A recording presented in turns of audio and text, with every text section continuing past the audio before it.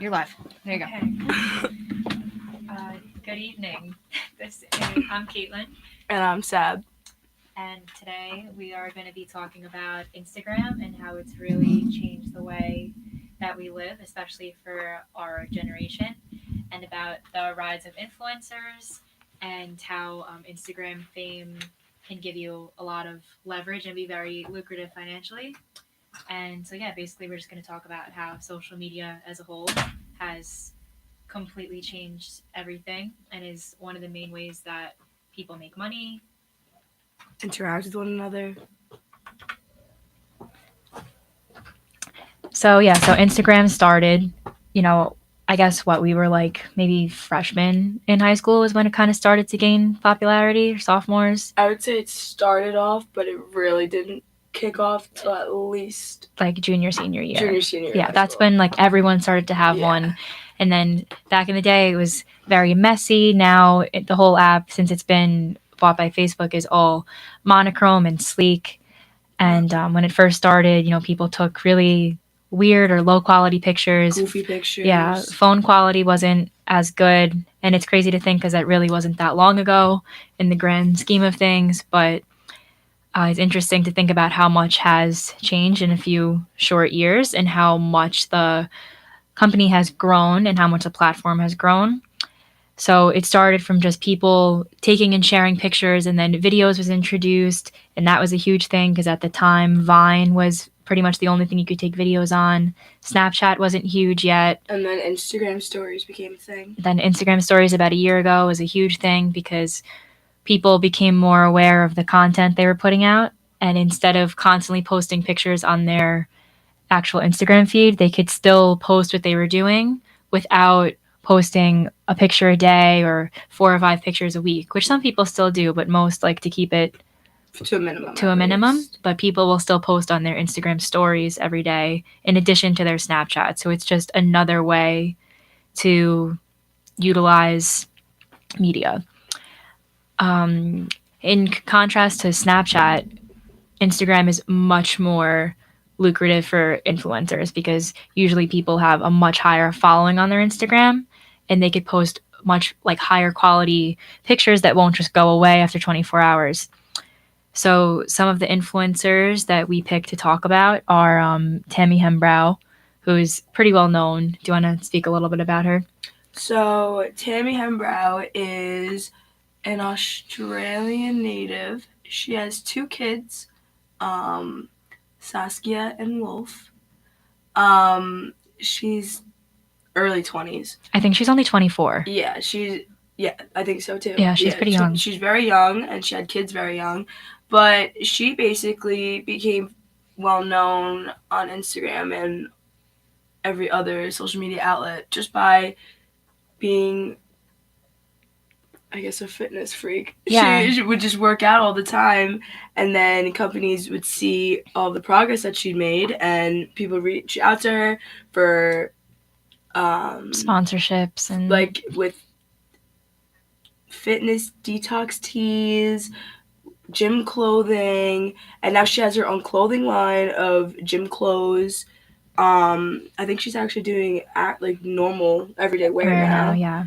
And it's so crazy to think that just from being in the gym and working out every single day of the week, and now she has over millions and millions of followers on Instagram, and she could support 2 kids at the age of 24. Yeah, and she is on her own too. Living lavish too.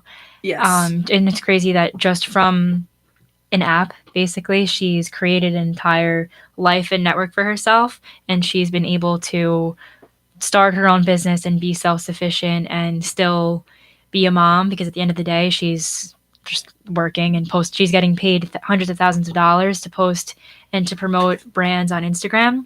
And that's also become another huge thing. Now companies, when they give an influencer, like let's say a teeth whitening kit, emails Kylie Jenner and says, hey, can you post this picture with our product, write this caption, they have to use the hashtag ad at the end because the public needs to be informed that it's an advertisement and that the person might not actually like it or use it. The product.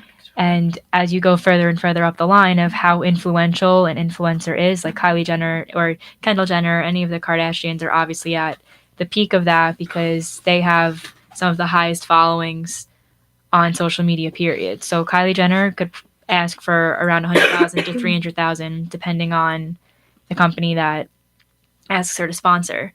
So back to Tami Hembrow, like she always posts a bunch of fitness tees or Gymshark clothing. I know that Gymshark is one of the main things that she posts in, so she probably gets paid a lot that from was one them. of her first sponsorships before she started her own clothing line.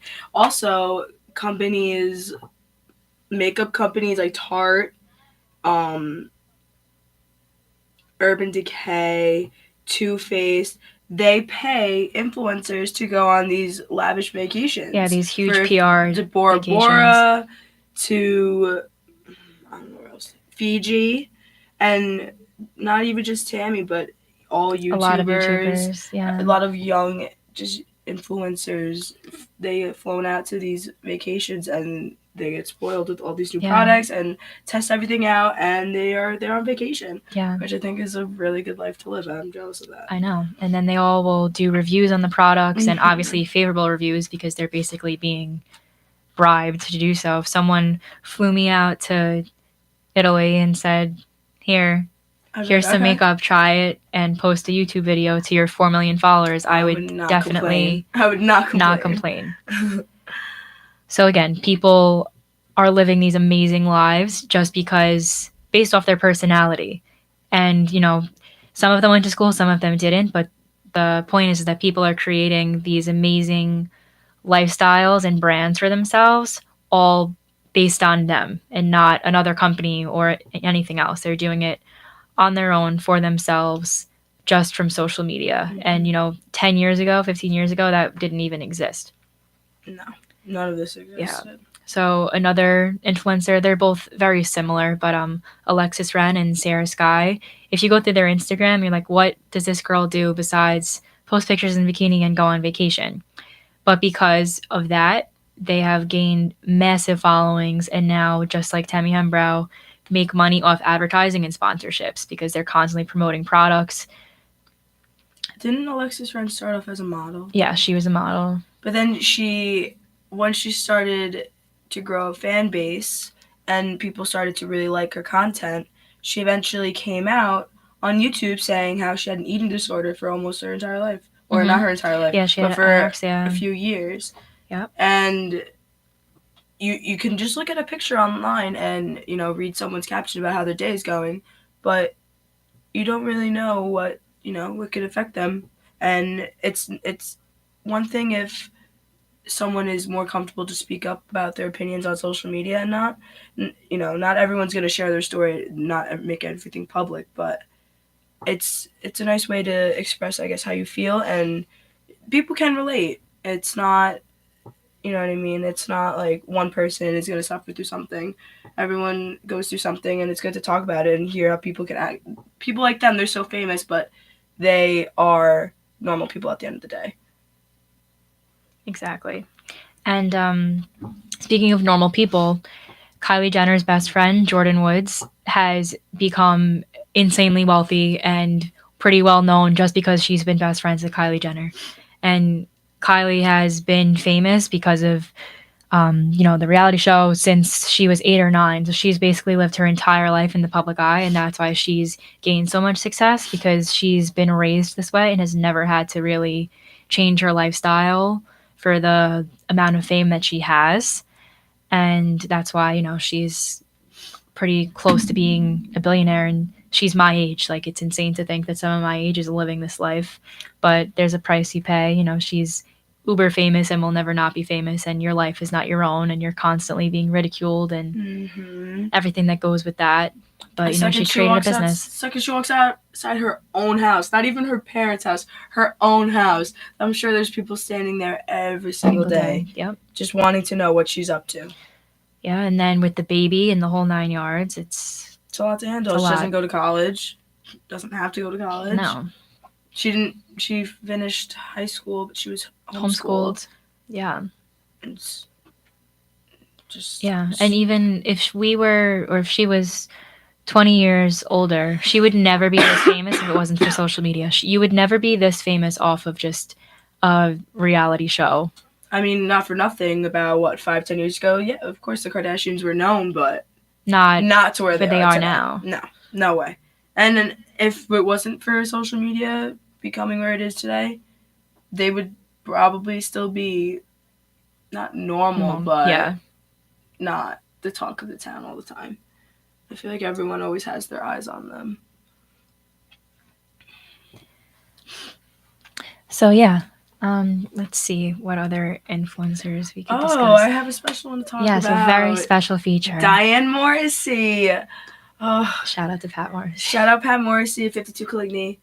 Diane Morrissey is known on Instagram for food and cooking food and posting different recipes and just anything that she finds from other accounts, or if other accounts find something from her. It's just one big community, and they all just share what they make and even post videos about how to do so. And I think that's kind of cool too. No one really goes on the internet anymore and searches up recipes. No. Everyone wants to watch it be made and see how it looked for themselves. So I feel like that probably will grow too. I feel like that whole trend is going to get a lot bigger because it's so convenient. And it's such a tease when you're so hungry and you just scroll through your Instagram and you just see food all over the place. I don't know, it gets to me a little bit. Yeah, and it's always super creative, and she'll let's say now it's Halloween, so every day she's been posting little Halloween themed foods and pastries, and it's really just the cutest thing, and you can tell that she really cares.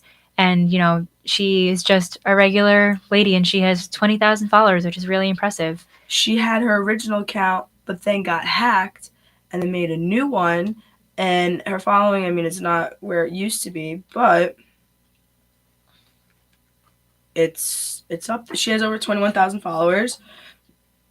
And for Halloween, she posted Halloween jalapeno popper mummies. So they're jalapeno poppers, but they look like mummies. They have little googly eyes. They're really cute. She made the spider, a pizza with black olives to make it look like spiders. And it's just really fun, like if you have kids or even if you're a babysitter, just to do something fun. And they look amazing. Like the pictures that she posts are amazing, but it's all simple recipes that anyone can do if you just follow the steps. So that's another major thing is food influencers and chefs using Instagram and Snapchat. Oh, I know the ghost toast was really cute.